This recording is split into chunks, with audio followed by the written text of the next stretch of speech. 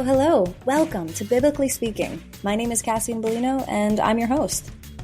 In this podcast, we talk about the Bible in simple terms with experts, Ph.Ds, and scholarly theologians to make understanding God easier. These conversations have transformed my relationship with Christ and understanding of religion. Now, I'm sharing these recorded conversations with you. On this podcast, we talk about the facts, the history, and the translations to make the Bible make sense, so we can get to know God, our Creator, better.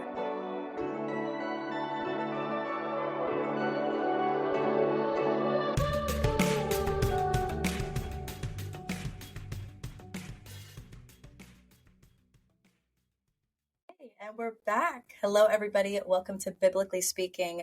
I'm your host, Cassie Bellino, and I am so pleased to have a repeat guest, Dr. John Walton. Last time you were on, I got raving reviews, a lot of really positive comments on Instagram with every reel that I posted about you. Everybody loves your work and they're really familiar with it. But thank you so much for coming back on. How are you? I'm great, and it's good to be back on your show. Thank you. Love the conversation. Me too. It's really easy to learn from you, and I really appreciate your insight from your last visit. I'm really excited to have you back on to talk about Job, because I know that you've done a lot of work on Job. What does that work entail exactly? Well, it started out just by teaching it year after year in an undergrad survey of the Old Testament, where I just got to spend one class period on Job. But that got me developing some of my ideas. And then in 2014, I published a full commentary on Job, and that helped me to kind of work out in detail all of the things that I wanted to say about the book. But then after that, I did a book with Tremper Longman on how to read Job, which is a small paperback. And that helped us package it a little bit differently. We had just both published commentaries, major commentaries on Job, and we decided to collaborate on this book that would make that information more accessible. And of course, also I got into it as I did the lectures on biblical e-learning and 30 lectures that allowed me to kind of present that material. In the meantime, I've taught week-long courses on Job at numerous places around the world, from China to Australia, and so have enjoyed doing Job that way as well. I am so glad that you're the one teaching me about Job then, because it's a pretty hard book to get into. I'm not going to lie. I mean, clearly you wrote a guide on how to read it, but it's difficult. It's a beautiful book when you realize it's poetry, but I think that the defense for God and the vastness of God and what God's capable of and is just, but I'm not going to lie, as an early Christian, I never read through the book of Job, and it's hard. It's tough. It is. And part of that comes because people have ideas in their minds. I don't know quite where they come from, but ideas in their minds about what the book is and what it's going to do. And sometimes by the time they get to the end of the book, they say, well, that didn't, what's that all about? So that adds to the I agree. I think that, I mean, correct me if I'm wrong. I think a lot of people go into this thinking Job suffered, and it explains why God let him suffer. Am I right in saying that? Is that the expectation? Yeah, lots of people think that. I'm not sure that puts us on the right track. How do you think people typically approach it and why they struggle when they read it? Well, I think that they expect it to explain suffering to them, explain why people suffer.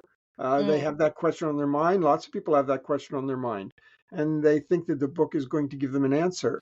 They think it'll talk to them about a theology of suffering or something of that sort.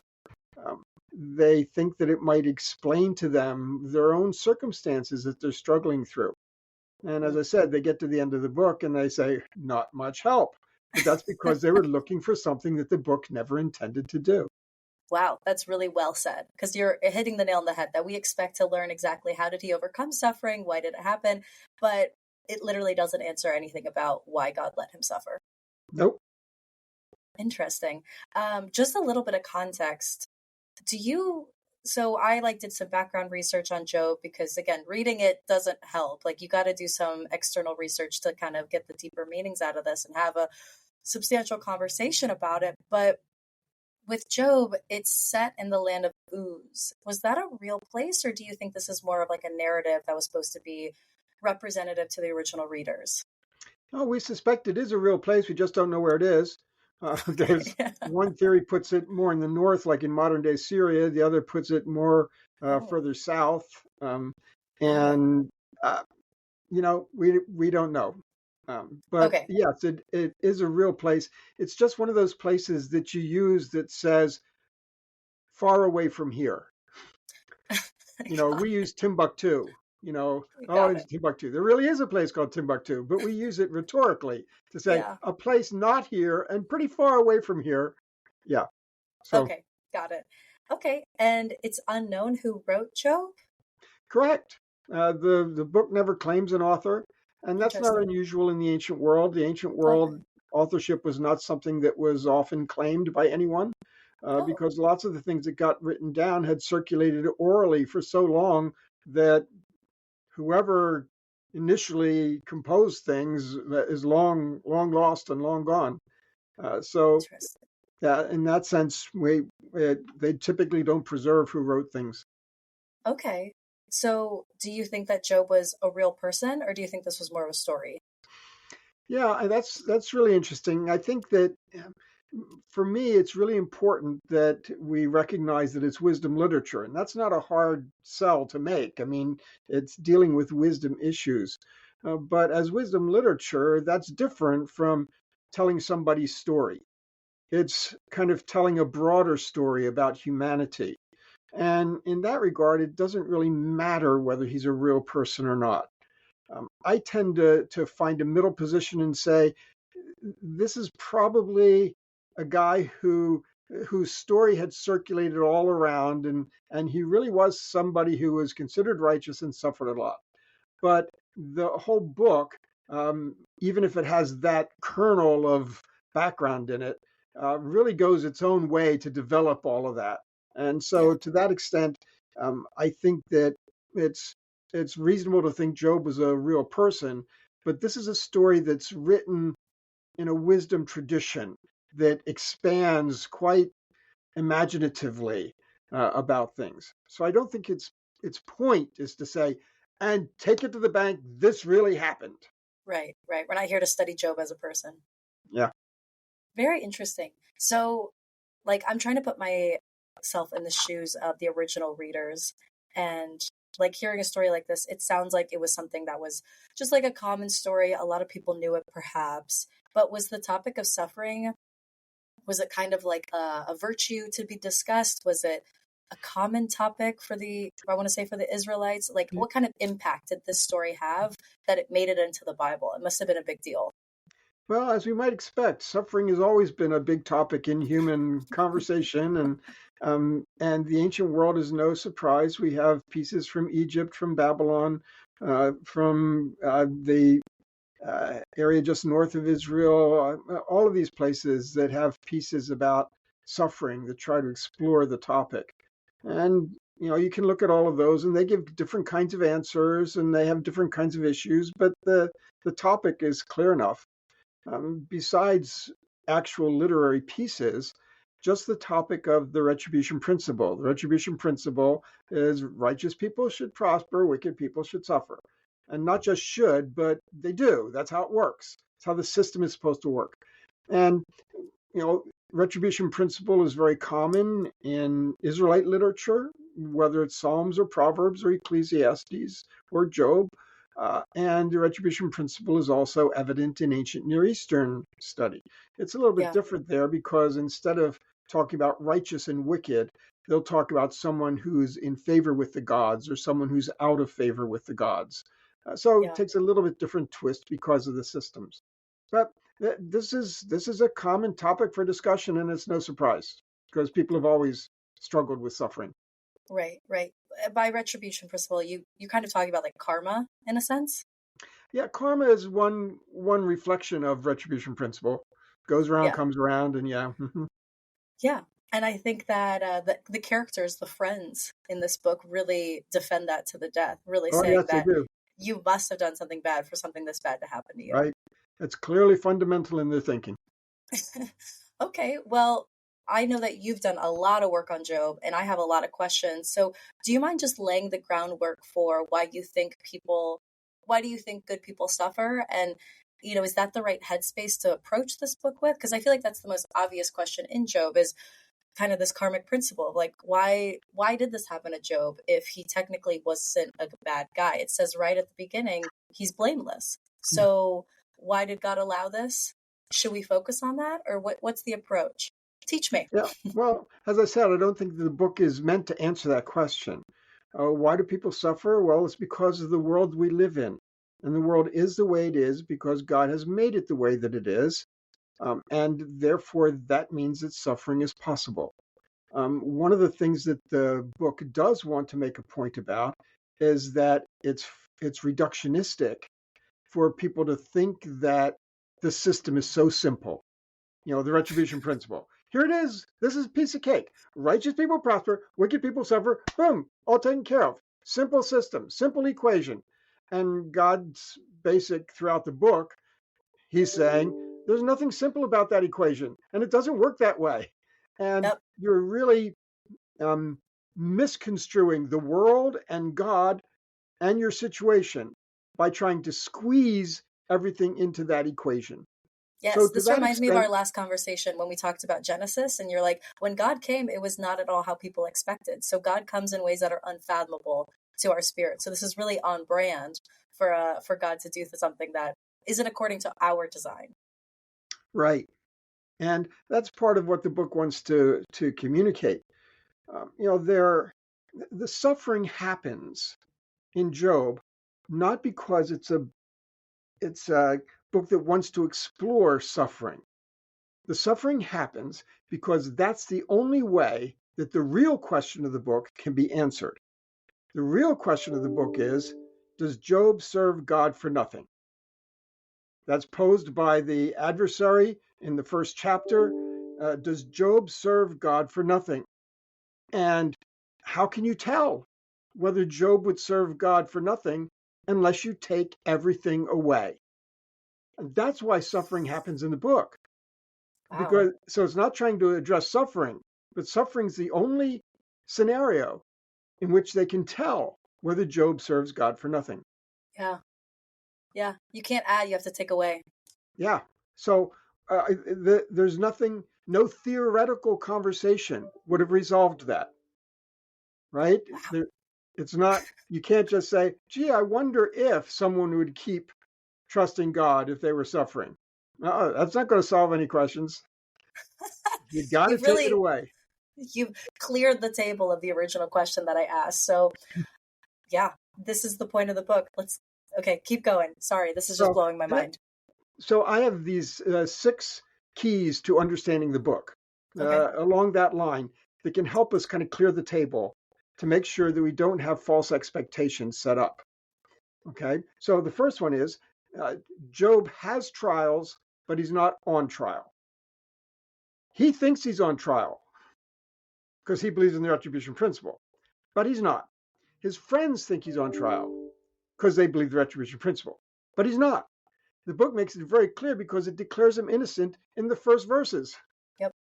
Okay, so Job has trials, but he's not on trial. Okay. Secondly, the book is more about God than it is about Job. That is, it's not trying to help us understand Job better. It's trying to help us understand God better. Because the question on the table is, how do you think about God when you're suffering? Not why am I suffering, but how do you think about God? Oh, and that's so good. The lesson of the book is not given to us by the character Job. The lesson of the book is given to us by the character God.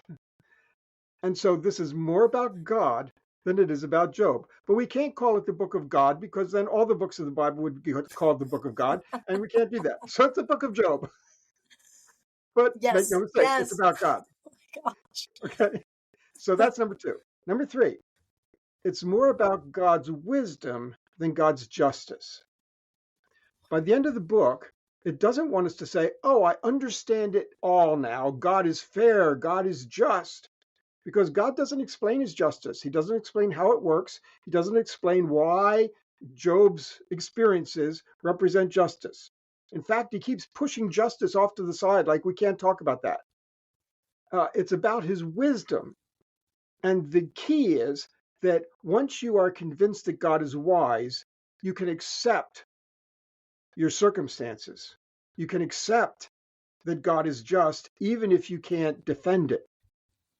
Just to pause on that is when you're referencing this, because I think that this book is it's just a beautiful piece of work, to be honest. And I think one of my favorite parts is when, Job leaves his friends and then he goes and starts speaking directly to God, or God starts speaking directly to him. And I love how God just kind of corrects and checks Job when he says, well, where were you when I laid the earth's foundation? Tell me, if you understand, who marked off its dimensions? That is, it's not, he doesn't say, well, Job, this is how it works. You give and you take, and I'm the one in charge here. So you have to respect me and the decisions I make. Explaining his he asks such rhetorical questions to Job of yeah, you're right. You did create an entire universe. Silly me for thinking that I had a say in that one. But you're right. It is about his wisdom. And the way that he talks about his wisdom is so, I don't know, beautiful and clever.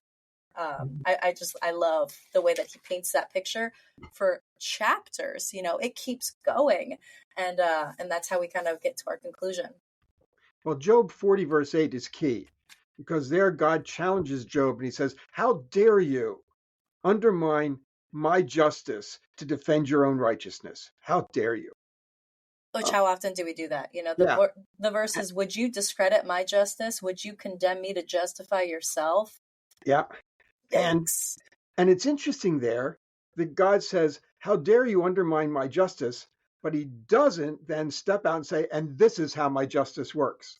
Yeah. He just says, above your pay grade. Exactly. Yeah. And then he goes right back to what he was saying before. Do you have an arm like God's? Can your voice thunder like his? Right. Yeah. So Job thinks that the ordered world, order was a high value, the ordered world ought to work by the retribution principle. Mm-hmm. And what God says is, there's no way that'll work. Number one, if I gave you the crown for a day, you couldn't do it. Okay. Number two, there is far more order than you can possibly understand. So how dare you reduce order to just the retribution principle? Oh, wow. That is amazing, because I think that we in our tiny human brains are that is what governs the world, the karmic principle. That's what governs. And for God to be that's just a tiny corner piece of the puzzle. You can't even. He goes through all those animals in chapter 39 and saying, do you know how this works? You don't understand any of this, and you think that you can, make this simple equation. Anyway, so that was number 3, right? That is more about God's wisdom than about his justice. And see, that's the thing. If we had a full understanding of justice, we might say, okay, now I get it. I understand it all now, all the justice in the world. And then we would feel like we could kind of be on our own. But the whole idea is, when we don't understand, we have to trust. Big old blind faith comment right there. Yeah. So that's the next one. The book is more about trusting than about answers. I don't think people like that. No, they don't. But because they want to get answers, and they've got the questions in their mind, not the questions. It's also a book about wisdom, so you want the wisdom. Explain it to me. Yeah. But in the end, it says, you got to trust me. So I have this little story. Maybe you'll like this. Yeah. Okay. Lots of people think that when they get to heaven, they're going to get all the answers for everything that happened to them, the whys and the wherefores. And so I imagine this scenario in my head very creatively here. So you get to heaven and you're looking around and you see a booth over there that says answers. You say, oh, that's the one. That's the one. The line's long, it's worse than Disney World. But you get in line to get answers, because that's one of the reasons I'm here. This is what, right?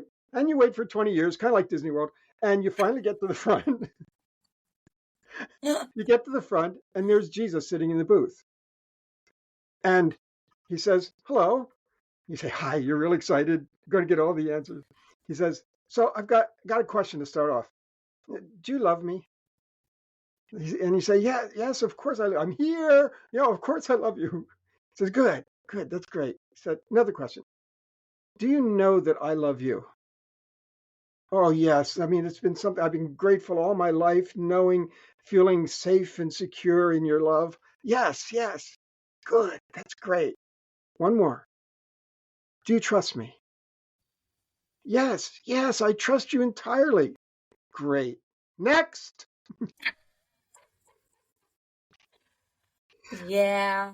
Oh, every morning I'm praying and I'm like, God, you know what? I surrender my life to you. I surrender this day to you. Let your will be done on earth as is in heaven. And then that, like, okay, so am I supposed to move or not? Let me know by noon. Yeah. And it's like, I'm I on the love clock here. trusting God until I got to trust God. And then I'm like, okay, I actually need the answer this time. So it's more about trusting than about answers. Okay. Yeah. Number 5. It's a good story, by the way. Really Yeah. good story. Yeah. Number 5. The book is not about how to think about suffering, but how to think about God when you are suffering.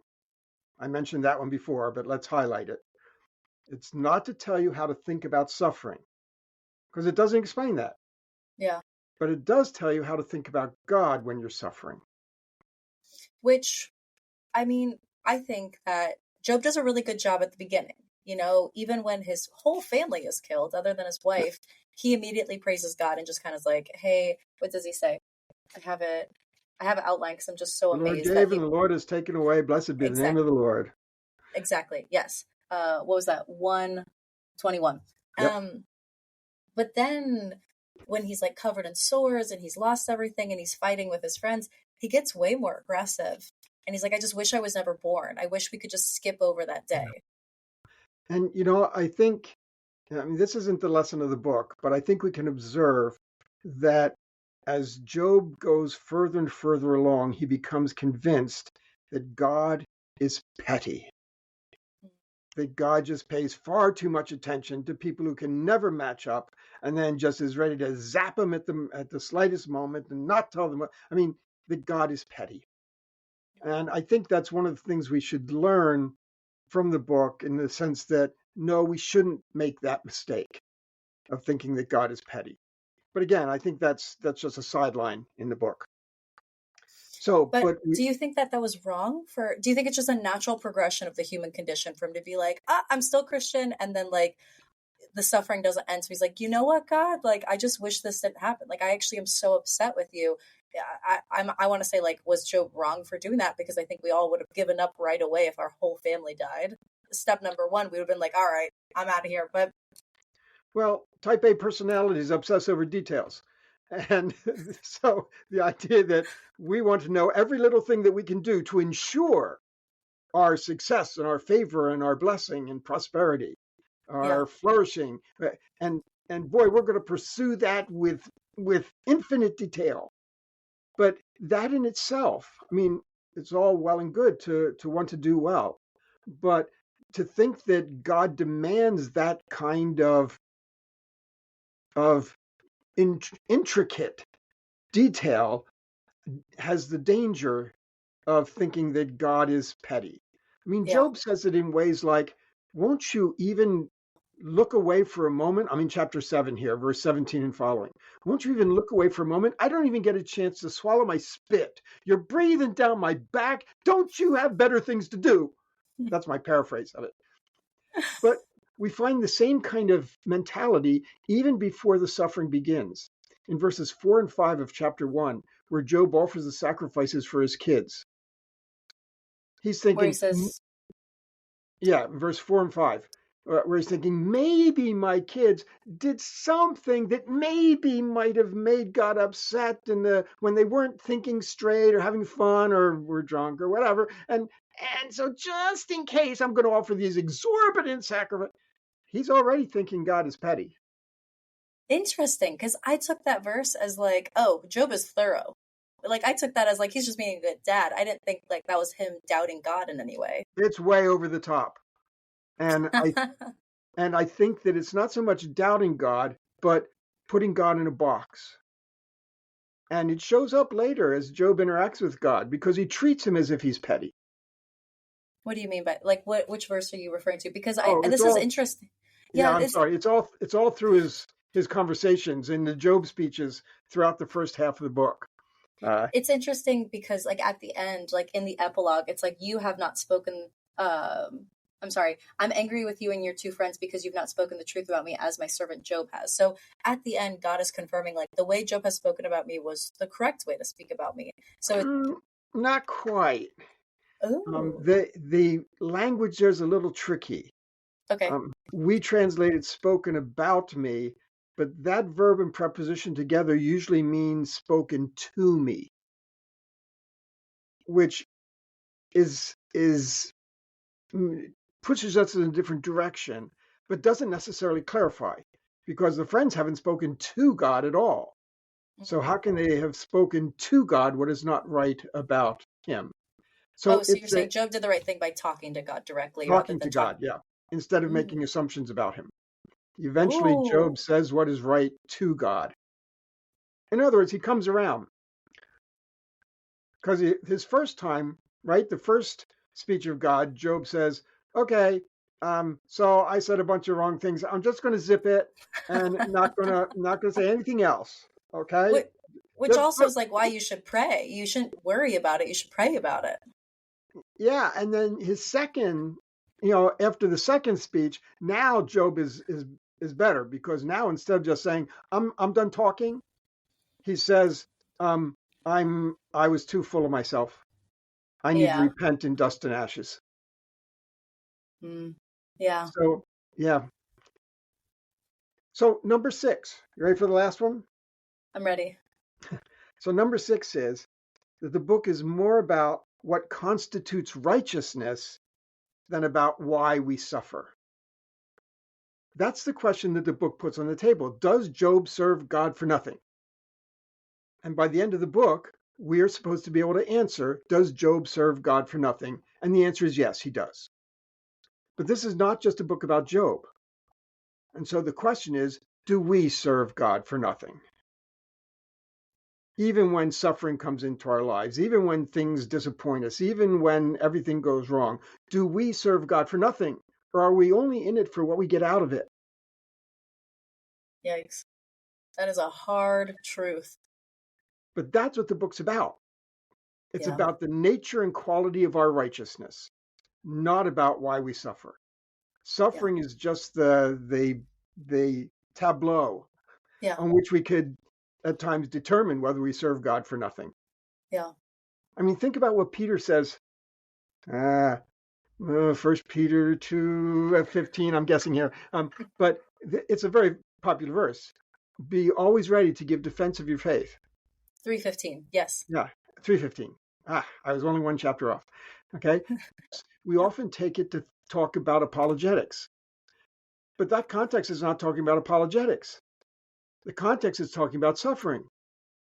And the whole What? idea is that you should always be ready to give a defense when you are suffering and people say, how can you still be a person of faith and a person of joy and peace when you're suffering so much?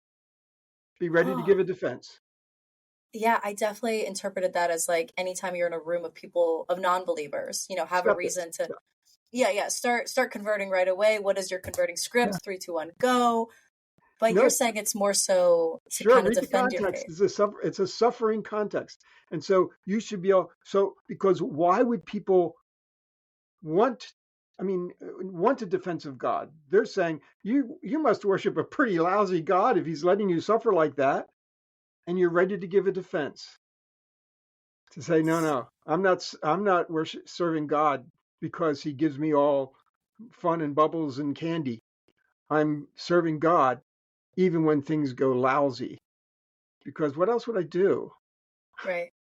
You know, so be ready to give a defense. Do That's a you feel like suffering you have a verse. defense? I feel like I've been thinking a lot about that verse now that's been brought to my attention, but this is a new lens. And I feel like my immediate answer would be like, because he puts breath in my lungs and he gave me life. Like, Because God is God.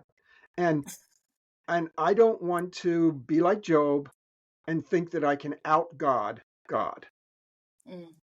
which is what lots of people do. When things go lousy, they say, oh, God, you're doing a lousy job. I could do better than this.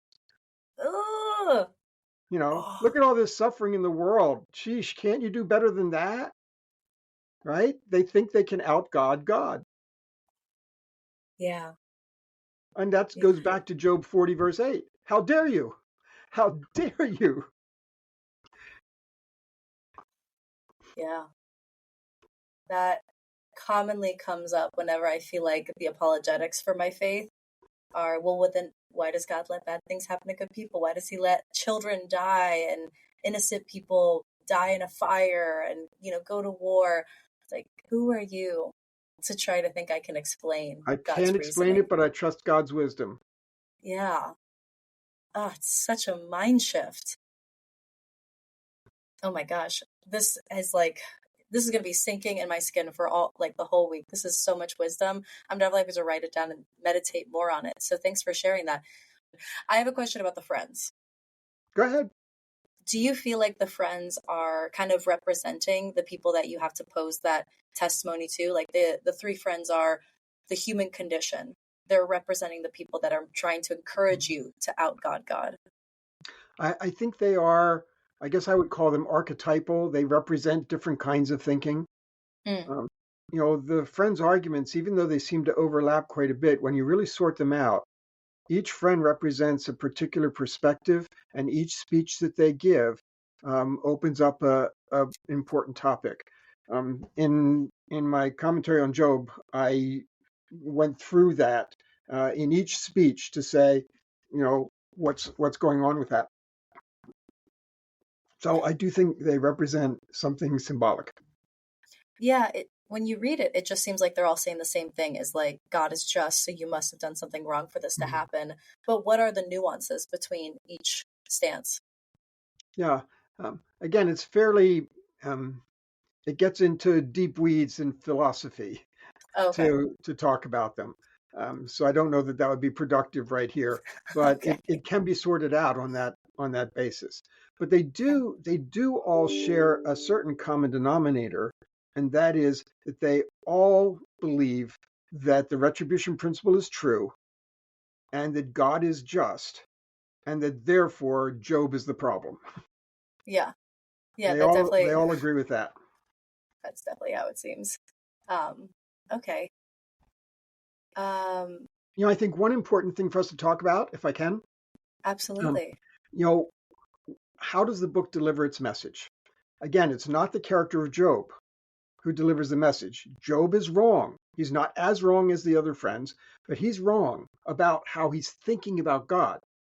He's right to be righteous and to maintain his righteousness, but he's wrong in the way he thinks about God. So we shouldn't be getting the lessons of the book from Job's speeches.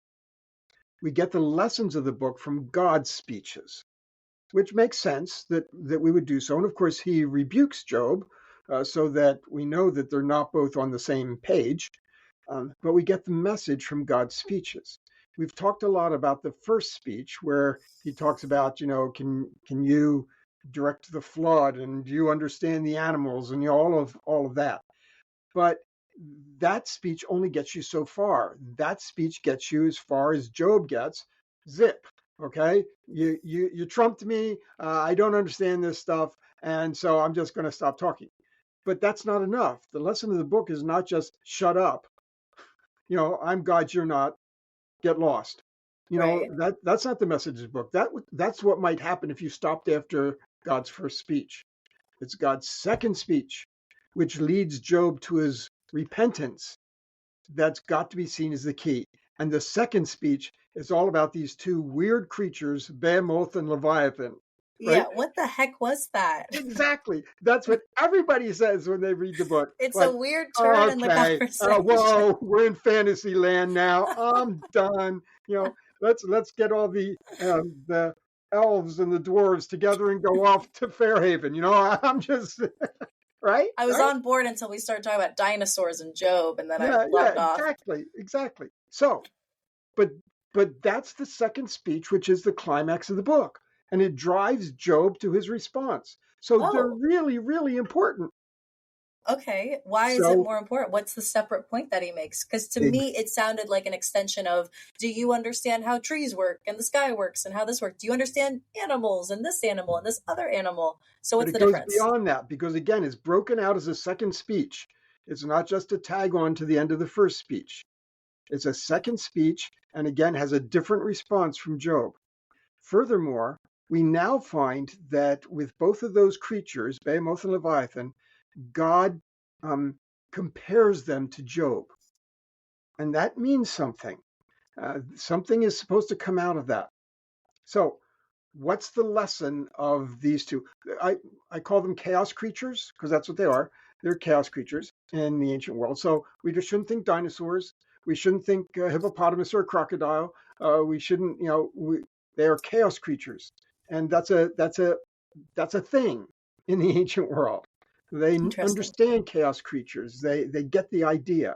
Is a Um, chaos creature kind of like the enemy, like the bad guy in a story? Not necessarily. Sometimes they're foils. Sometimes they what would I say? They um, they are ones that we would pity or sympathize with, things of that sort. Okay. So there's a lot of different possibilities with that.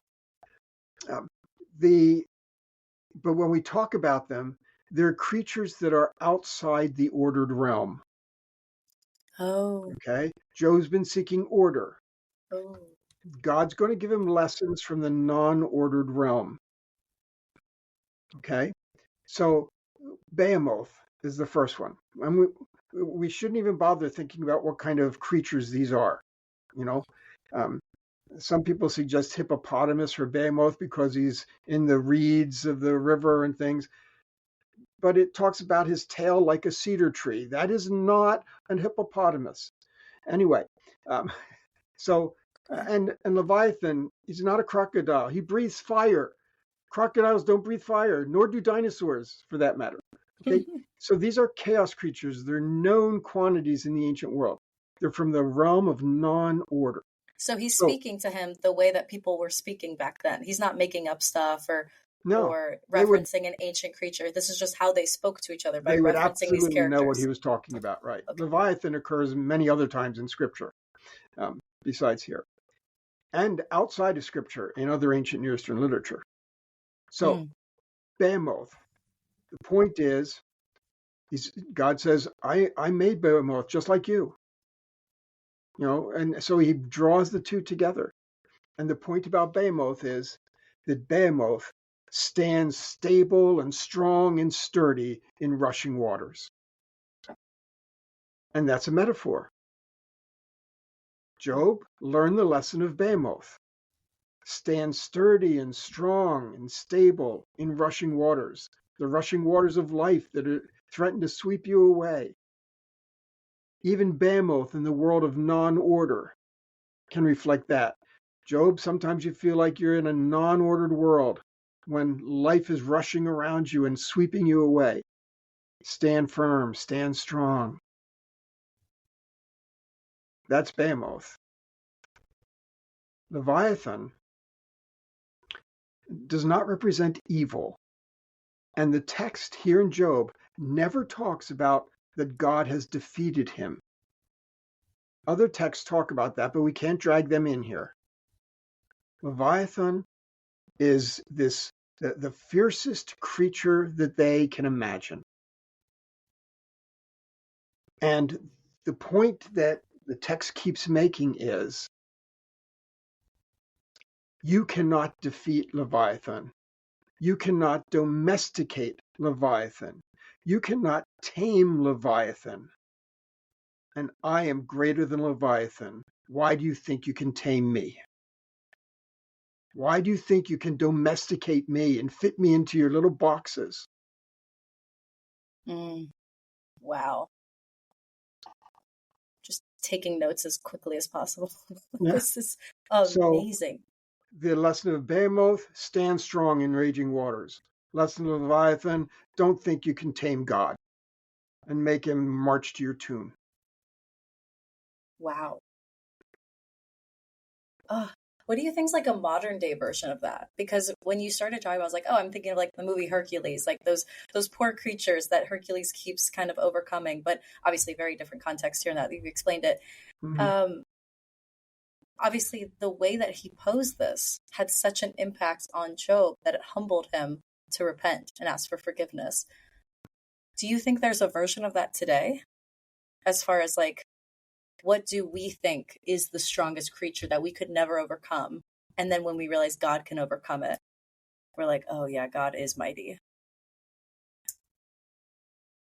Well, it's not even so much that God can overcome it. It's that you realize that this creature is beyond your ability to, again, tame or conquer, and yet you somehow think that you can tame God and make him march to your tune. You can't do it. That is That's the such a difficult thought to that's the swallow. point of comparison. But that's exactly what Job's inclination was, and what many of our inclinations are, and it's what Job had to repent of. He had to repent of the fact that he was trying to squeeze God into his box of expectations, Hmm. and that God had to work in this way and that way and the other way. You can't do that to God. Ah, yeah. Really goes back to that expectations we were talking about at the beginning. Yeah. I can understand why people with those expectations and having that become unanswered, they leave this book with just more questions than answers. And that's because the book isn't designed to give the answers to the questions they're asking. Again, the question the book wants you to ask is, do I serve God for nothing? And if you think you can tame God to your own desires and expectations, then you're not serving God for nothing. You're putting him into a box that's going to serve your purposes. That's not what God's for. It's not how God works. Yeah, my purposes aren't God's purposes. God has his own purposes that I have to trust and have faith Right? in and lean on the wisdom of that rather than expect an explanation for. God doesn't Oh my have to gosh. explain himself. This is all happening to Job for the first time. So I can have sympathy for his friends who are like, hey, this is the way it's always been. And Job is standing very firm in the trust and love and faith in God. So that is speaking quite highly of him experiencing it for the first time, whereas we struggle with it today and we have a book outlining it. Right. And you can see that even more so that, okay, Messiah is a Jewish concept that's built into the covenant. And Job not only doesn't have any messianic ideas, he doesn't have any covenant ideas. That's the whole point of him being from the land of Uz. We don't have to Mm, know where it is. We just know it's outside of Israel. So nothing in mm. the book puts him in a covenant context. And so not only is he trusting God without idea of a Messiah, he's trusting God without the idea of a covenant. That just added a whole nother layer to this. Yeah, it does. But here's the interesting part. In both my books, I talk about even though Job is very explicitly portrayed as non-Israelite and as an outsider, so that there's no covenant, no monotheism, nothing that's Israelite in Job's profile. But he thinks like an Israelite, which they can't avoid. They just couldn't, So, for instance, he says in his oath in chapter 31, he more or less says, I've never lifted up my hands to the moon or sun in worship. Hello, that's only an Israelite who would think that was a good thing. Everybody else in the world would think, of course, you lift your hands up to the sun and the moon. What else would you do? That's proper worship. Only an Israelite would say, no, I don't do that. So, Because that's like a pagan thing? So yeah, only an exactly. oh, oh. Right. Okay, so So, this was so probably written by an Israelite. even though Job is portrayed as non-Israelite, this is written by Israelites to Israelites. Mm. And all these kind of Israelite things sneak in here. I've got a whole Yeah. section of that in my books that kind of open that up. It's Oh. kind of interesting. the faith that he had and the humility and the trust in God. I mean, at the beginning of this chapter, and the fact that he didn't even have an exposure to the covenant and the Israelite thinking and the Israelite way of life and their belief system or a Messiah. Like, oh my gosh, we have all of those at our fingertips, and yet we still struggle worse Right. than Job. And that also weighs into that very familiar verse in Job 19:25, where he says, "I know that my Redeemer lives," because that's very clearly not talking about Jesus or the Messiah or anything of that sort. Job is portrayed as a non-Israelite. What he's saying there, okay, Job is expecting. You said Job 19:5? 1925, sorry. 25, yeah. Yeah. I mean, Okay. Handel wrote a whole song about it in The Messiah, okay? But it is not about Messiah at all. What you have there, right? I know that my Redeemer lives. A Redeemer, that Hebrew word, okay, is someone who vindicates someone in their family, usually, who has been falsely accused. Okay, so the Redeemer in the family would be if you get in legal trouble, you've been falsely accused, you've been hauled into court, you've been, right? The Redeemer is the one who's going to get you free of that to prove that you didn't do it, that you're innocent. And that's what Job wants, somebody who's going to prove him innocent. That's exactly the opposite of what Jesus does. Jesus does not prove us innocent. He does not vindicate us. He redeems us from all the things that we actually have done wrong. So it's totally the opposite side of the coin from what Jesus does. And when Handel wrote his Messiah, or when we talk about that verse in church and we talk about Jesus, we're going exactly the opposite direction from what Job is looking for. Job's looking for someone to say, see, he is innocent. Look, Yep. and Jesus is Yep. like, they're not innocent, but No. I'll take it. Yeah. Like, yeah, I got they this. don't stand a chance. Yeah. Oh my gosh. Oh my gosh. This is amazing.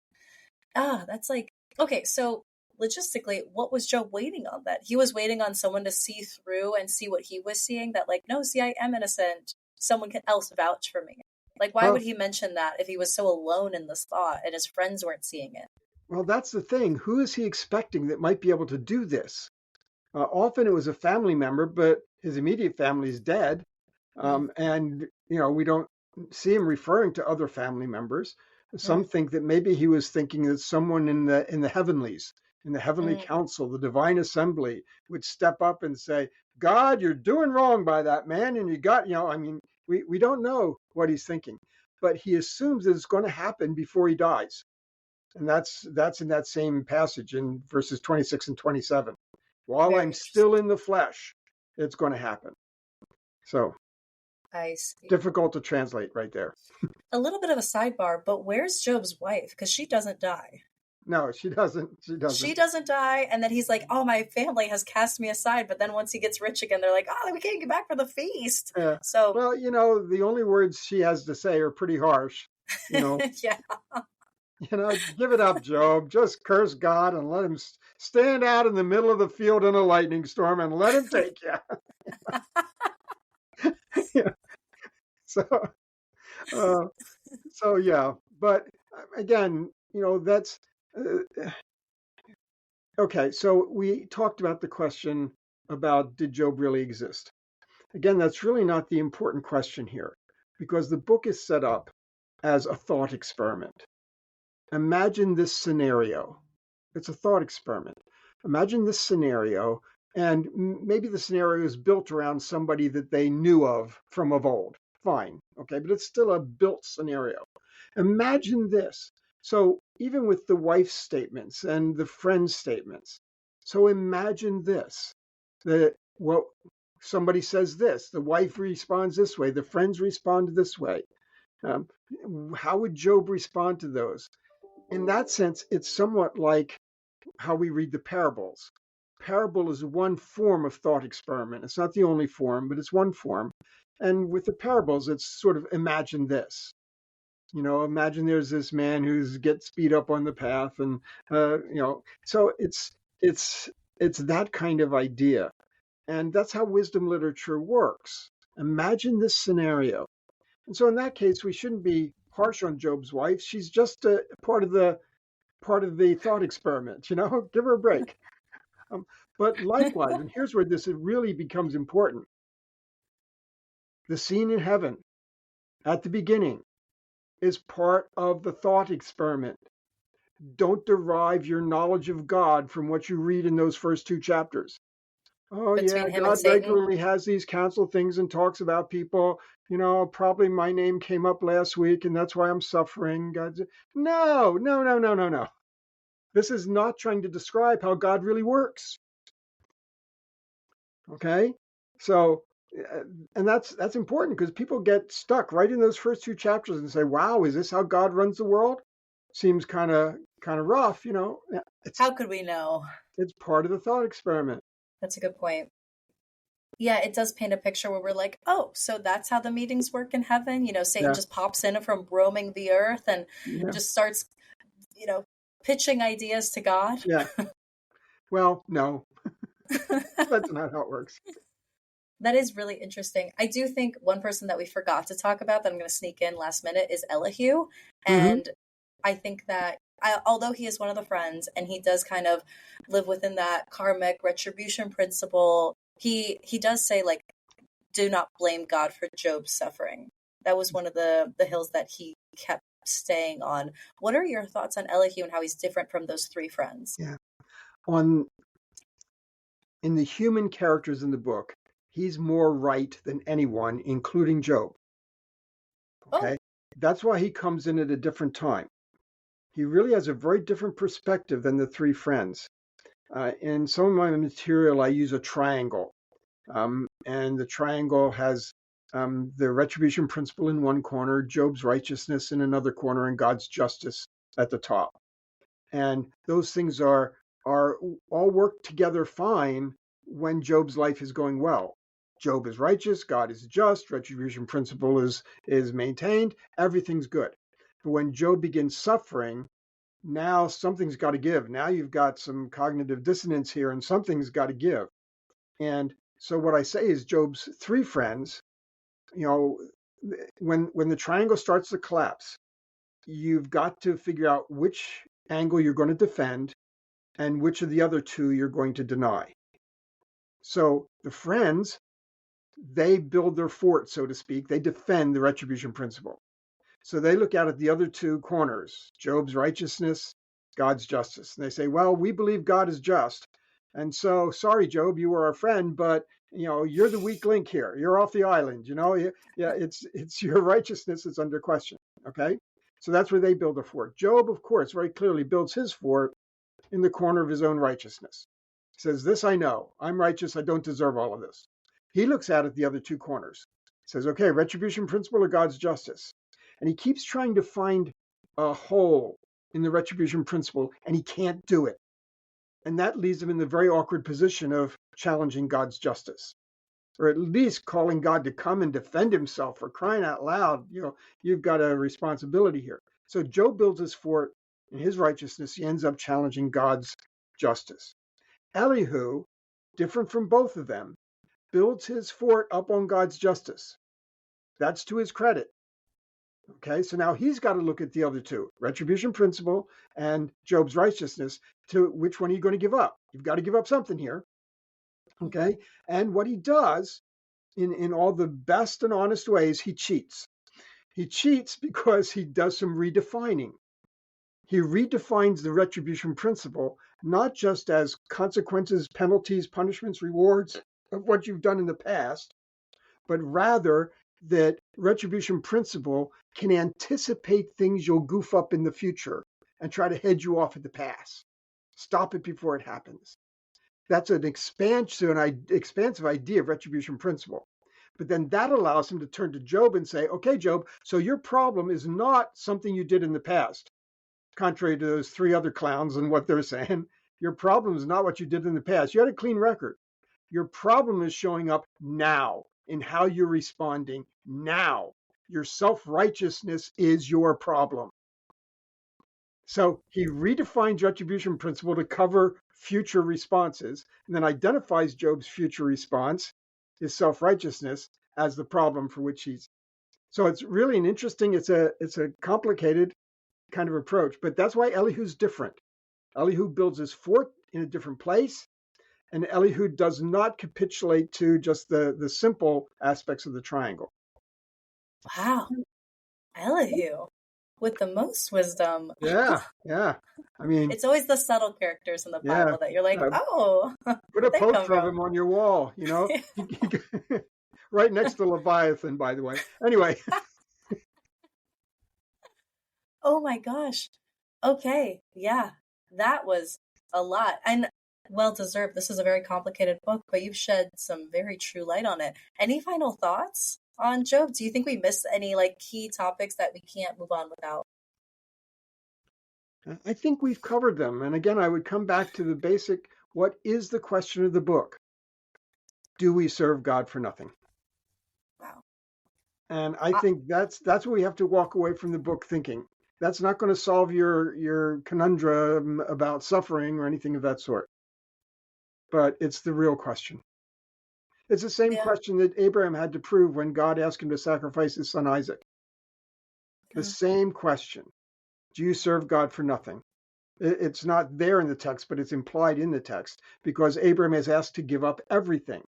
That's not just his son on the altar. That is the covenant on the altar. Without Isaac, there's no covenant. There's no family, there's no blessing, there's no land without Isaac. It's not just his son he's putting on the altar. Abraham, would you serve me for nothing? If there was no promise, if there was no covenant, if there was no land or family, would you serve me anyway? Pretty tough question. Yeah, and I think that a lot of people assign cruelty to God when they see these things of hurting Job, asking Abraham to do such a horrible thing. They're like, well, God must not be that great because he was able to ask somebody to do that. And you're right. It's not that God was doing something horrible. God was just asking, do you serve me even amidst the bad? Do you trust me? Do you trust me? Oh my gosh. Wow, that really puts a new lens on like all the quote unquote bad things. Yeah. Do you trust me? It's not because God doesn't love us, it's because he does. Yep. Next. Perfect conclusion. Oh my gosh. Well, I know that we scraped the surface on all the work you've done on Job, but how can people who are listening, you've written commentaries, you did a whole book, you've done education, where can we access all of this? Is there a YouTube channel? Is there, I'll send links, I'll put them in the show notes for your books. Well, the great place is those 30 lectures on biblical e-learning, which I think you've already is that on, looked at. I think I might have already linked that in the last show, but I'll link it also in this one because that's on Amazon. So that's the easiest to access. Then if you prefer books to those kinds of things, this one's the easiest to get into, How to Read Job. And Trumper Longman and I did it together, and it's just a little paperback. It's easy to get into, and that'll give some of that as well. And then any like YouTube channels that you run, where can we access some lectures? No, you just have to, I don't run my own channel, but I'm all over YouTube when I speak at different places and they record me. And so, Got it. Do you have like a favorite lecture that you've spoken on Job at like a school that you're like, that one, I killed it? It's probably the 30 lectures on biblical learning that would do it. Yeah.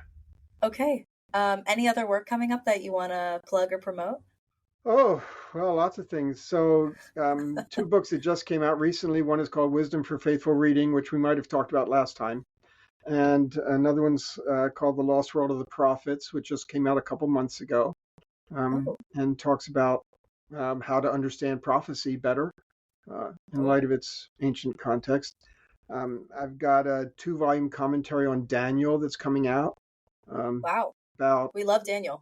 About 1,800 pages of commentary. So that's on its way out. I'm writing a new book called New Explorations in the Lost World of Genesis, where I'm bringing the whole conversation up to date after 15 years of lecturing on it on the road and things. And I'm currently writing a book called The Crisis of Biblical Authority, which is a lot of fun. When do you eat or like sleep? Got my microwave right here on the other side of the computer screen. It's the refrigerator down here to the left.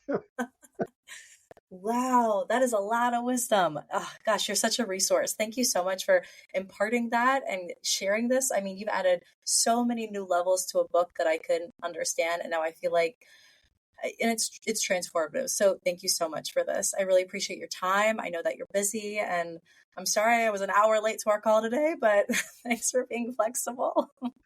So I'm glad you found it helpful. I hope the listeners will also be motivated, prompted to look more deeply into these books. Well, I hope you have a great rest of your day, and I look forward to connecting again soon. I already have a couple ideas that I'll be contacting you about, so I hope we can find another time soon. Okay, good to Thank talk you to you, so Cassie. much. Bye.